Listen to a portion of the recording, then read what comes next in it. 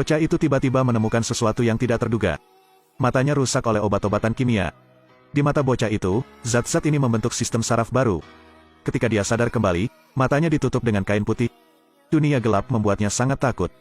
Tapi yang lebih menakutkan adalah suaranya meningkat beberapa kali lipat. Suara air yang menetes di telinganya seperti suara ledakan bom. Dampak suara di udara menyebabkan otaknya memiliki tekstur sonik di dalam ruangan. Di sekelilingnya, sebuah suara memasuki telinganya. Bocah itu jatuh ke tanah dalam kebingungan. Suara orang berjalan di lorong, suara mesin mobil bergema di kepalanya.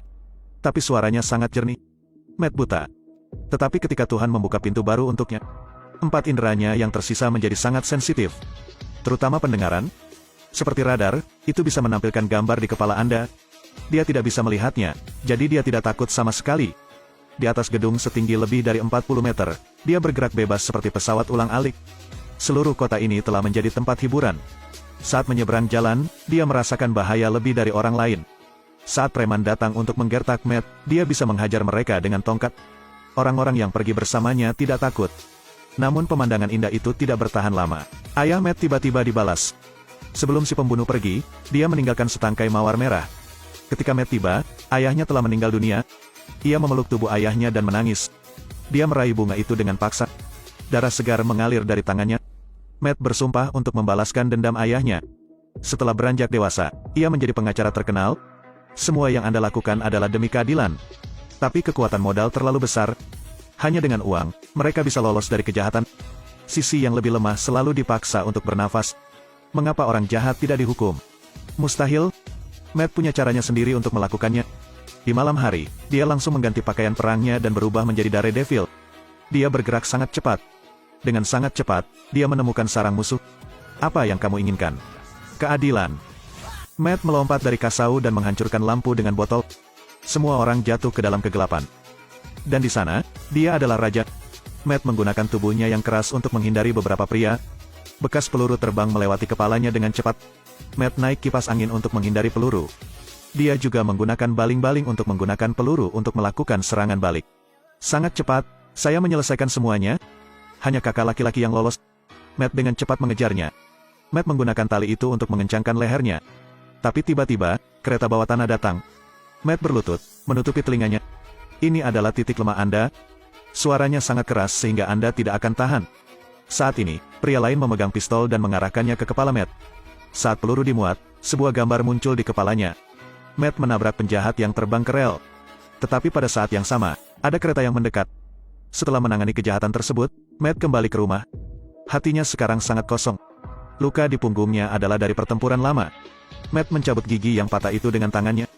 Dia lumpuh dengan luka ringan seperti ini. Rasa sakit yang sebenarnya selalu datang dari dalam.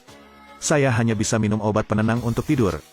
Karena begitu dia berbaring, suara yang tak terhitung jumlahnya datang lagi. Gadis lain sedang memohon. Lalu ada tembakan. Anda sendiri tidak dapat mengubah dunia ini. Tapi dia punya prinsip sendiri.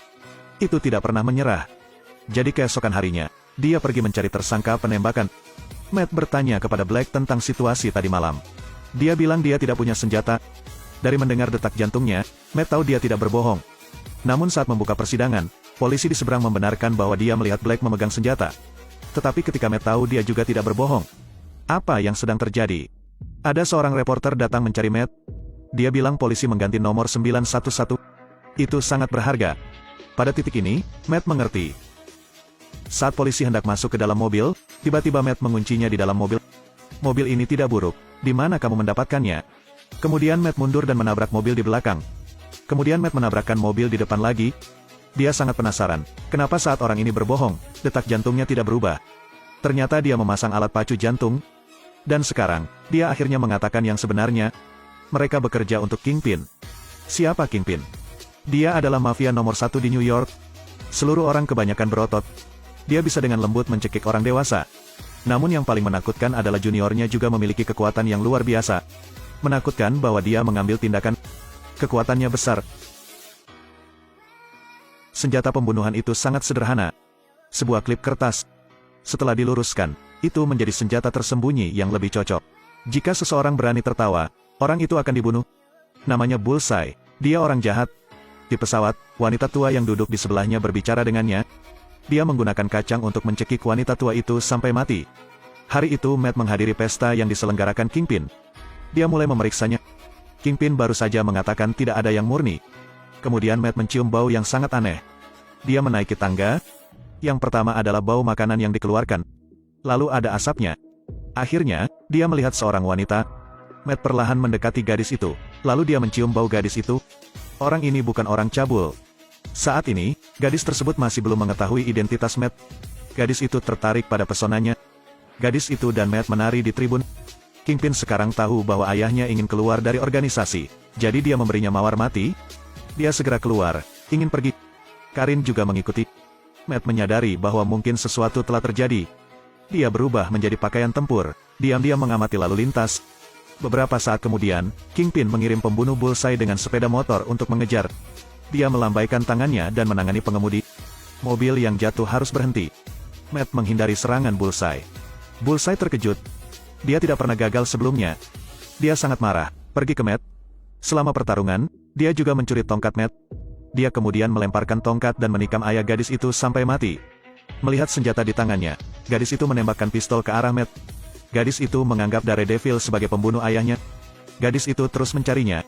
Akhirnya di atap, gadis itu mengambil 2 garpu dan menyerang Matt. Tapi Daredevil tidak tega mengambil tindakan. Selama pertarungan, dia ditikam oleh gadis itu sekali. Karen membuka topengnya untuk mengetahui bahwa dia adalah pria di pesta sebelumnya. Saat ini, penjahat yang sebenarnya telah tiba. Karen menjadi tenang dan mengambil inisiatif untuk mengambil tindakan. Gadis itu melemparkan tusuk sate ke dalamnya, tetapi dihentikan lagi. Keahliannya adalah menyerang dari jarak jauh. Dia menikam tangan Karen. Gadis itu bukan tandingan Bullseye. Tidak lama kemudian, gadis itu ditusuk di perut olehnya. Kekasihku meninggal tepat di depan mataku. Mendengar jantung gadis itu berdetak semakin lambat, Matt tampak ambruk. Dia lari ke sinagoga. Tapi setelah beberapa saat, Bullseye mengejar lagi. Matt menyuruh pendeta untuk pergi lebih dulu, dan dia berjuang untuk bangun. Jika tubuh terluka, apa yang Anda gunakan untuk menang? Tapi dia memikirkan 2 orang yang dia cintai sekarat tepat di depannya. Pada titik ini, dia tidak punya apa-apa lagi untuk kalah. Ketika seseorang tidak memiliki apa-apa lagi, itulah momen terkuat mereka. Bullseye menembakkan semua anak panah. Tapi Matt menghindari mereka satu persatu. Saya bisa membedakan suara, jadi jangan takut. Dan sekarang, Bullseye membunyikan bel lagi. Suara itu sangat keras sehingga Matt jatuh ke tanah. Tapi di saat genting, Matt menangkapnya. Sedetik kemudian, dia mendengar tembakan senjata beberapa ratus meter jauhnya. Dia dengan lembut menarik ke depan. Peluru itu mengenai kedua tangan Bullseye. Matt menjatuhkannya dari lantai atas. Sekarang hanya bos terakhir yang tersisa. Matt pergi ke rumah Kingpin. Dia tidak mengatakan sepatah kata pun, langsung mengulurkan tangan. Kingpin sangat kuat, menyeret Matt terbang. Proyek Anda tidak berfungsi. Kingpin menggunakan satu tangan untuk mencekik tenggorokan Matt. Dia melempar Matt ke jendela. Sistem gemanya kacau balau. Kingpin melemparkannya ke langit-langit, menarik lengannya, dan membuangnya. Kingpin mengatakan tahun itu, ayahnya juga dibunuh olehnya. Matt menemukan ada banyak pipa di sini. Dia menggunakan kekuatan untuk menghancurkan. Air mengalir terus-menerus. Suara air yang mengalir menciptakan efek gema yang bergerak di kepala Matt. Saat ini Matt telah memprediksi serangan Kingpin. Tapi Kingpin tidak bisa menghindarinya. Ini adalah kondisi terkuatnya. Dia melewati celah dan menendang kakinya. Kingpin telah kehilangan kemampuan berjalan, jadi dia kalah.